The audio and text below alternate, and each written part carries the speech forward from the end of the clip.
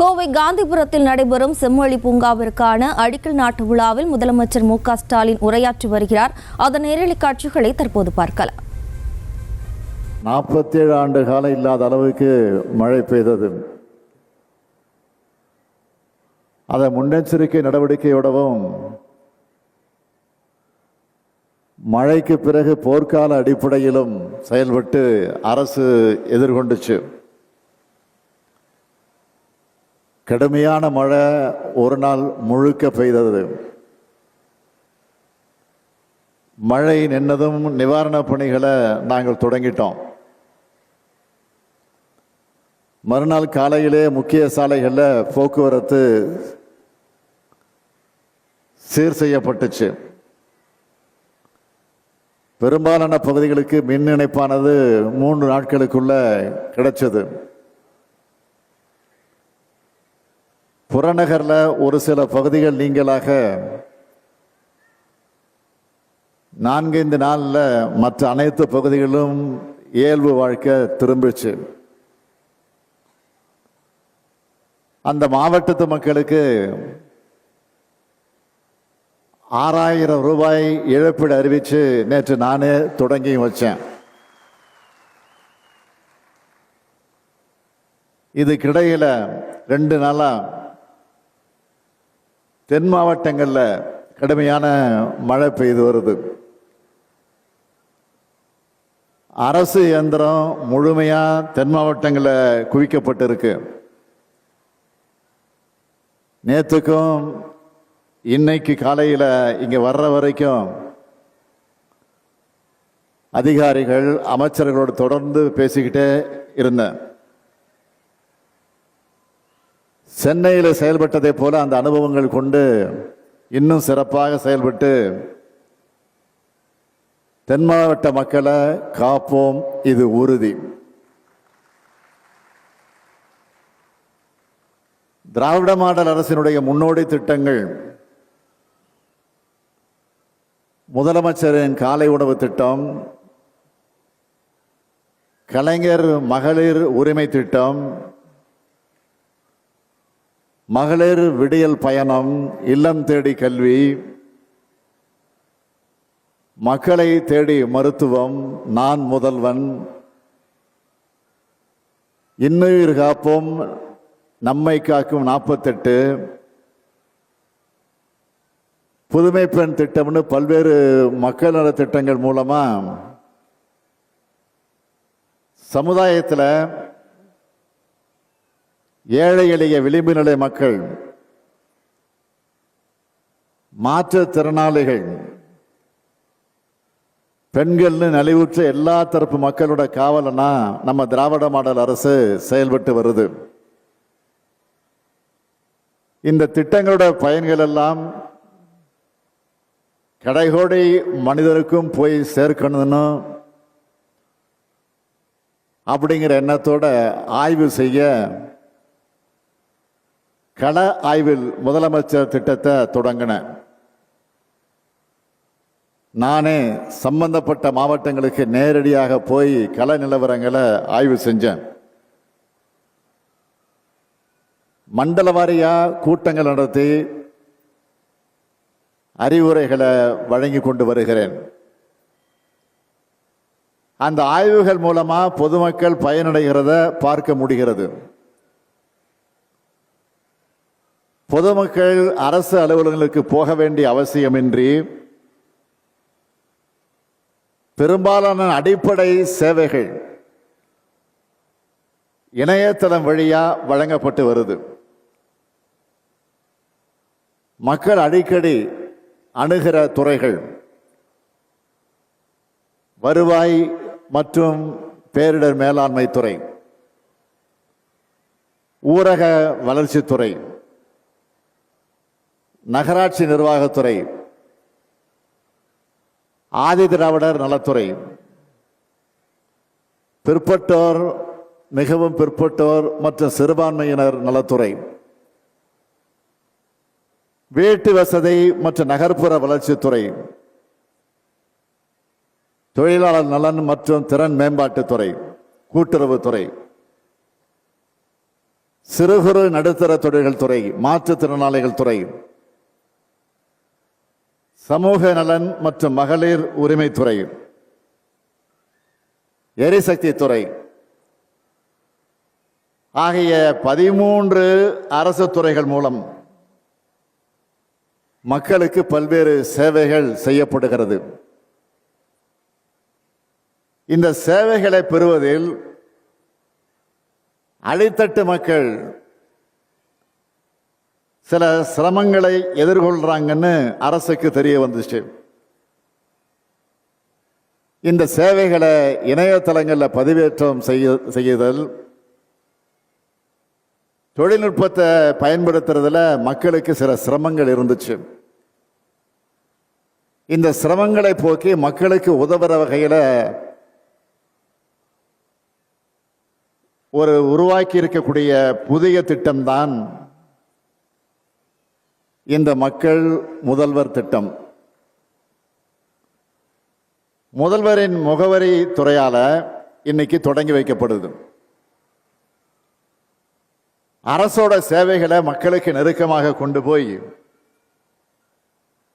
எல்லா பொதுமக்களுக்கும் எல்லா சேவைகளும் எளிதாக கிடைக்க செய்கிறது தான் இந்த திட்டத்தோட முக்கிய நோக்கம்.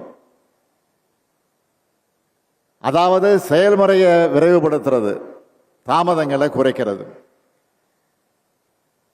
சமர்ப்பிக்க வேண்டிய ஆவணங்களை குறைக்கிறதுன்னு விரைவாகவும் எளிதாகவும் சேவைகள் வழங்குகிற நோக்கத்தில் தான் இந்த திட்டம் உருவாக்கப்பட்டிருக்கு. மாற்றுத்திறனாளிகள், முதியோர் போன்றவங்களோட சிரமங்கள் முன்கூட்டியே கண்டறிஞ்சு அதையெல்லாம் தீர்த்து வைக்கிறதுல இந்த திட்டம் தனி கவனம் செலுத்தும். எல்லா நகர்ப்புற மற்றும் கிராமப்புற உள்ளாட்சி அமைப்புகளில் வார்டு மற்றும் கிராம ஊராட்சி அளவில் எல்லா மாவட்டங்களையும் சிறப்பு முகாம்கள் நடத்தப்பட்டிருக்கும். அதுக்காக திட்டமிடப்பட்டிருக்கிறது. இந்த முகாம்களை சம்பந்தப்பட்ட துறை அலுவலர்கள் எல்லோரும் ஒரே குடையின் கீழ் கூடி மக்களோட கோரிக்கைகளை வாங்கி பதிவு செய்வாங்க. முகாம்களை பெறப்படுகிற மனுக்கள் எல்லாம் சம்பந்தப்பட்ட துறைகளால 30 நாட்களுக்குள்ள உரிய முறையில் பரிசீலனை செய்யப்பட்டு தகுதியின் அடிப்படையில் உரிய சேவைகள் மக்களுக்கு வழங்கப்படும். இந்த திட்டம் என்னோட நேரடி கண்காணிப்பில் இருக்கும். இந்த முகாம்கள் 2 கட்டங்களாக நடைபெறும். முதல் கட்டமா புயல் பாதித்த சென்னை, செங்கல்பட்டு, திருவள்ளூர், காஞ்சிபுரம் மாவட்டங்களை தவிர மற்ற மாவட்டங்களில் இருக்கக்கூடிய எல்லா மாநகராட்சிகள், நகராட்சிகள், பேரூராட்சிகள் மற்றும் நகர்ப்புறங்கள், அதை ஒட்டி இருக்கக்கூடிய கிராம ஊராட்சிகளையும் ஏறத்தாழ 745 முகாம்கள் நடத்தப்படும். இப்போ கோவையில் நான் இந்த திட்டத்தை தொடங்கி வச்சிருக்க இதே சமயத்தில் மாண்புமிகு அமைச்சர் பெருமக்கள் அவர்களுடைய மாவட்டங்கள்லையும் பொறுப்பு அமைச்சர்கள் அவர்களுக்குன்னு ஒதுக்கப்பட்ட மாவட்டங்கள்லையும் நாடாளுமன்ற சட்டமன்ற உறுப்பினர்களும் இந்த முகாம்களை தொடங்கி வைக்கிறாங்க. சென்னை, செங்கல்பட்டு, திருவள்ளூர் மற்றும் காஞ்சிபுரம் மாவட்டங்களில் புயல் வெள்ளத்தால் பாதிக்கப்பட்ட பகுதிகளில் நிவாரண உதவித்தொகை வழங்குறது முடிஞ்சதும் ஜனவரி மாதம் முதல் வாரத்திலிருந்து ஜனவரி 31ஆம் தேதி வரைக்கும் இந்த சிறப்பு முகாம்கள் நடத்தப்படும். 2ஆம் கட்டமாக எல்லா மாவட்டங்களிலும் இருக்க ஊரக பகுதிகளில் இந்த முகாம்கள் நடத்தப்பட இருக்கு. இந்த முகாம்களில் பெறப்படுகிற எல்லா கோரிக்கைகளும் அரசால் பரிசீலிக்கப்பட்டு முறையான கோரிக்கையாக இருந்தால் நிறைவேற்றி தரப்படும் என்று நான் இங்கு உறுதியளிக்கிறேன். பொதுமக்கள் கொடுக்கிற கோரிக்கைகள் அனைத்தும் மக்களுடன் முதல்வர் இணையத்தில் பதிவேற்றம் செய்யப்படும். தொடர்புத்துறை அலுவலர்கள் சேவை வழங்குறதுக்கு தேவையான அனைத்து ஆவணங்களையும் முகாம்களிலே வாங்கி பரிசீலிப்பாங்க. எல்லா முகாம்களிலேயும் தமிழ்நாடு மின் ஆளுமை முகமை, அதன் மூலம் இ சேவை மையங்கள் அமைக்கப்படுது. பொதுமக்கள் இந்த முகாம்களை நல்ல முறையில் பயன்படுத்தி உரிய சேவைகளை பெற்று பயனடையணும்னு நான் அன்போடு கேட்டுக்கொள்ள விரும்புகிறேன். தொடர்புடைய அரசு துறை அலுவலருக்கு உங்கள் முதலமைச்சர் அன்போடு கூறிக்கொள்வது, மக்கள் அளிக்கிற ஒவ்வொரு மனுவுக்கு முடிவு காண்பது என்பதே முக்கியம் என்று நினைக்காம, விடிவு காண்பதே நோக்கம், அதுதான் உண்மை, அப்படித்தான் செயல்பட்டாகணும். அரசு மேல ஏழைகள் கொண்டிருக்கக்கூடிய நம்பிக்கைகள் வலுவடையும். கண்கள்ல கண்ணீரோடும் வாடிய முகத்தோடவும் ஆனால் இதயத்தில் நம்பிக்கையோடவும் தலைமை செயலகத்தில் வரிசையா பொறுமையா நின்று மனு கொடுக்கிற மக்கள் இப்பவும் அவங்க பார்க்க முடியுது. பொதுமக்கள் கோட்டையை நோக்கி இப்படி வர்றத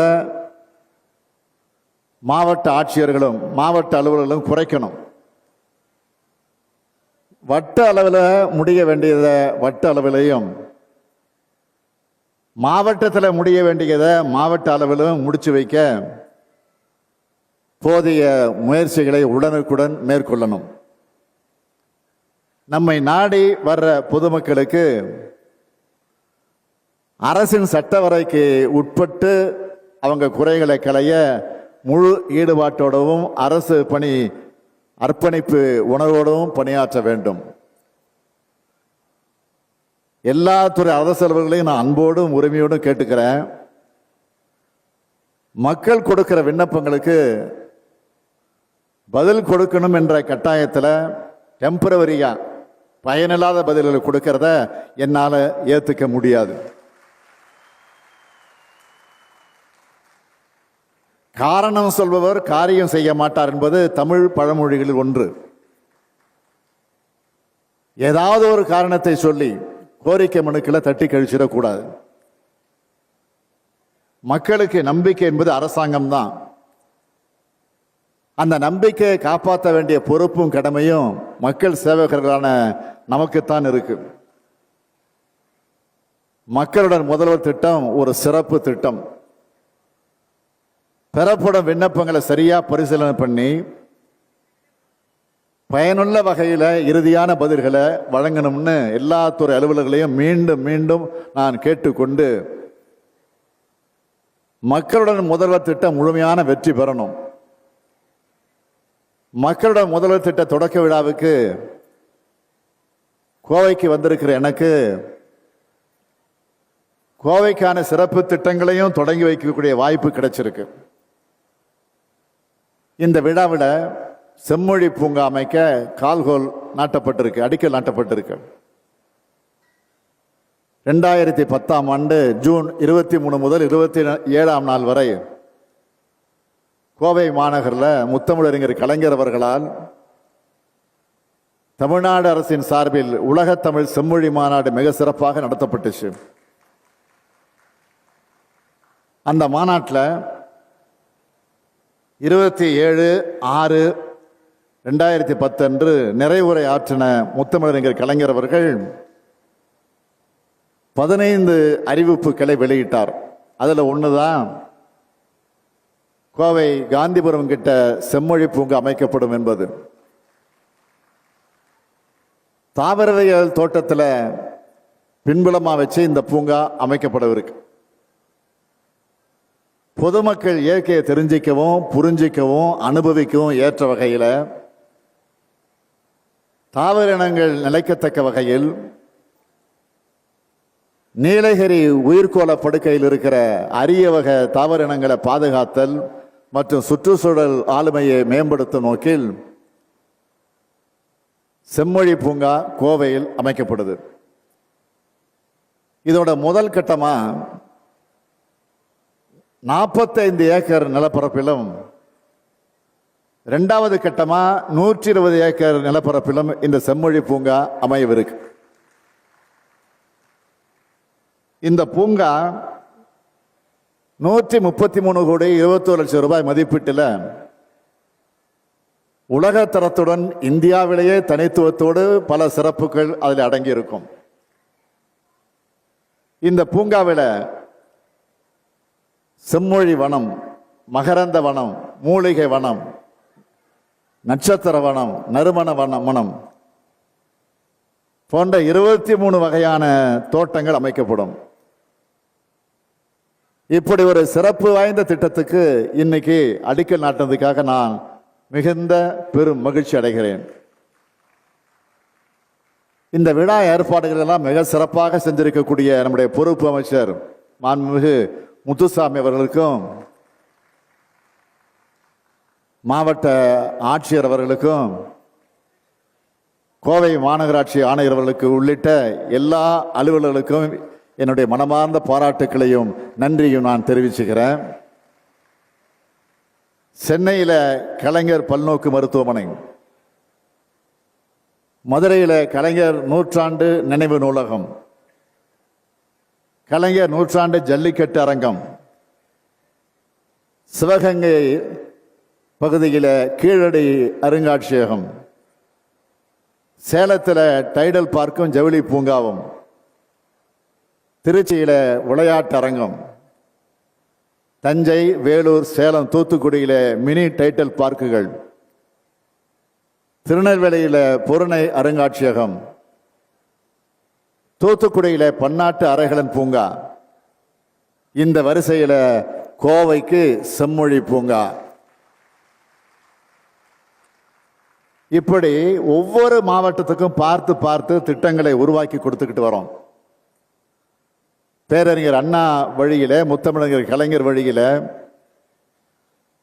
முதலமைச்சர் பொறுப்பை எனக்கு வழங்கி இருக்கக்கூடிய தமிழ்நாட்டு மக்களுக்காக உழைக்கிறதையே குறிக்கோளாக கொண்டு நான் உழைத்து கொண்டு வருகிறேன். மக்களுடன் முதல்வர் போன்ற திட்டங்கள் மூலமா அரசுக்கும் மக்களுக்குமான நெருக்கம் அதிகமாகுது. அரசு வேறு, மக்கள் வேறல்ல என்பதை உணர்த்தும் திட்டம் தான் இது. இது போன்ற திட்டங்கள் மூலமா மக்களும் மாநிலமும் சேர்ந்து வளரும். தமிழ்நாட்டை இந்தியாவிலே சிறந்த மாநிலமாக மட்டுமல்ல,